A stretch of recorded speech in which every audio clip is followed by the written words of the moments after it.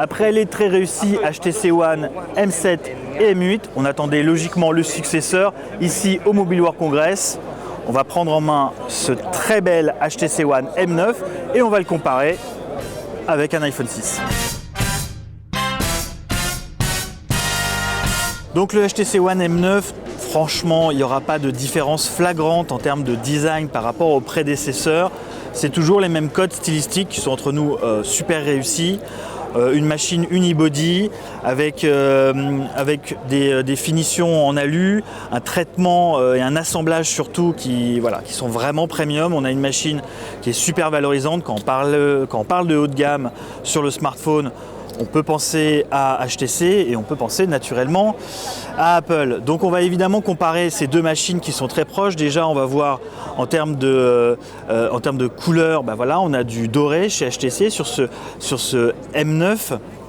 On a aussi un souci du détail, notamment au niveau de la tranche. On voit une texture qui est plutôt travaillée. L'arrondi est toujours présent. Il me semble même un peu plus poussé au niveau de la coque.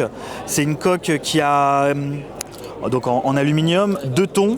Donc sur la tranche, on voit bien que le doré de la tranche n'est pas tout à fait pareil que le doré qu'on peut avoir en façade ou au dos. C'est une très très belle machine. Voilà. Comme d'habitude chez HTC, on a vraiment des machines qui ont une très belle qualité perçue. Que dire au niveau des specs? Il n'y a pas de gap énorme. On reste sur un 5 pouces en Full HD. Il n'y a pas de surenchère, pas de Quad HD, de 4K sur le smartphone, sur un 5 pouces. De toute façon, il n'y a pas beaucoup d'intérêt. Non, c'est un bon 5 pouces. C'est surtout ça qui est intéressant. C'est le traitement software et la qualité de la dalle. Chez HTC, on a toujours un excellent rendu des couleurs, très, très naturel. C'est encore du LCD, du super LCD et voilà, du coup on a vraiment quelque chose de très naturel en termes de restitution, notamment au niveau des couleurs.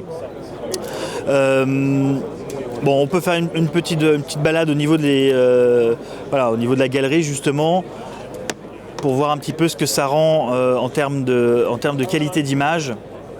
Bon, c'est très propre, ça reste de la Full HD sur du 5 pouces, ça suffit très largement et surtout c'est ce que j'ai dit, je trouve une restitution des couleurs qui est très naturelle et moi c'est ce que j'apprécie notamment chez HTC.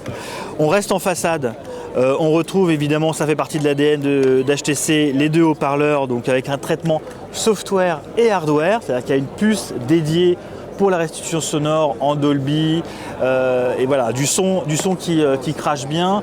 On avait constaté sur l'édition M8, donc celui qui était sorti en mars 2014, une restitution sonore qui saturait un petit peu à volume élevé ou alors un manque de basse assez flagrant. Là, on verra s'il y a eu des progrès qui ont été faits là-dessus. On reste en façade.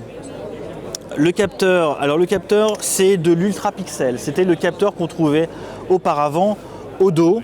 Donc c'est un capteur ultra pixel qui ouvre à 2, donc pour choper un maximum de lumière. C'est un capteur rétro-éclairé, rétro-exposé, avec une lentille de 26 mm, 26,8 mm, donc pour avoir un grand angle.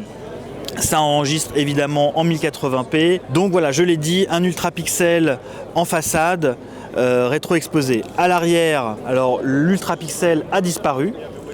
On se retrouve sur un 20 mégapixels avec un verre saphir de protection, capture en 4K en vidéo naturellement, une lentille de 27 mm, 27,8 donc 28 mm grand angle. L'ouverture, je l'ai dit, c'est 2.2. Capteur rétro-exposé, autofocus naturellement. On n'a pas de précision sur la stabilisation éventuelle du capteur. J'espère qu'il est stabilisé. Je parle de stabilisation mécanique, de stabilisation optique. On n'a pas encore de précision là-dessus. Il nous manque encore forcément des éléments sur cette machine qui vient tout juste d'être présentée. Alors côté performance, il n'y aura pas de souci à se faire, mais on est sur du segment haut de gamme, voire très haut de gamme. Donc forcément les perfs, elles sont là. On a le dernier Snapdragon 810, c'est un octa-core, 64 bits, 2 GHz d'un côté, 1,5 GHz de l'autre. Ça c'est pour économiser la batterie. La batterie, c'est une batterie de 2840 mAh. Donc on devrait avoir une autonomie acceptable, en tout cas sur le papier. Il faut voir ce que ça donne avec ce fameux 810 qu'on ne connaît pas encore très bien. C'est un SoC très récent.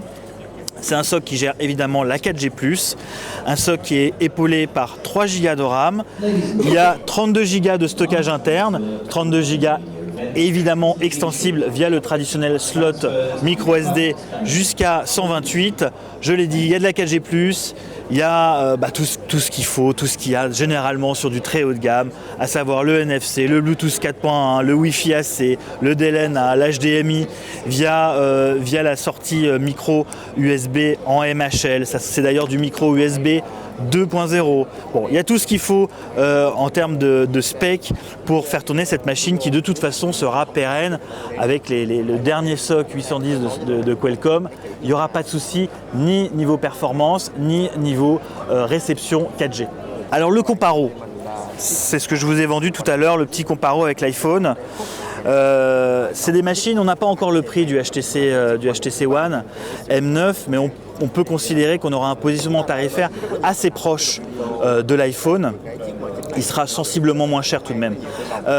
On voit bien, là on a un écran 4,7 pouces d'un côté, ça c'est chez Apple, de l'autre on a un 5 pouces. En termes d'encombrement, c'est assez comparable. Puisqu'il y a un souci d'intégration de l'écran chez HTC qui fait qu'on a des bordures assez fines. Voilà, si on met les deux machines côte à côte, on se rend compte qu'en termes de largeur, c'est très proche. L'iPhone versus le One M9, c'est très proche.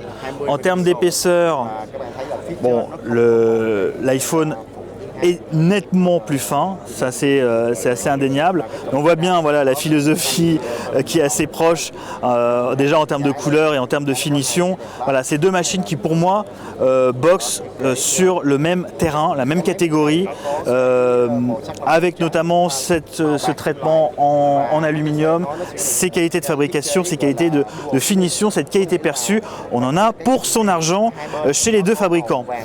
En termes de capture, alors évidemment on est sur la surenchère avec HTC avec un 20 mégapixels, seulement un 8 chez Apple, idem en façade avec notre ultra pixel, mais globalement, et puis évidemment il y a la restitution sonore avec ces deux haut-parleurs. Chez Apple on se satisfait d'un unique haut-parleur. C'est des machines très franchement qui vont être, ça va être logique, on va les comparer dès qu'on a un petit peu plus de voilà, dès qu'on reçoit ce HTC One M9 à la rédac, et on va le comparer tout de suite avec l'iPhone 6.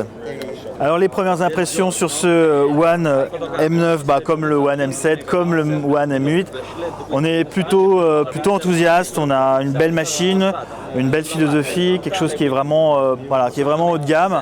En termes de position tarifaire, 749 € pour la version 32 Go.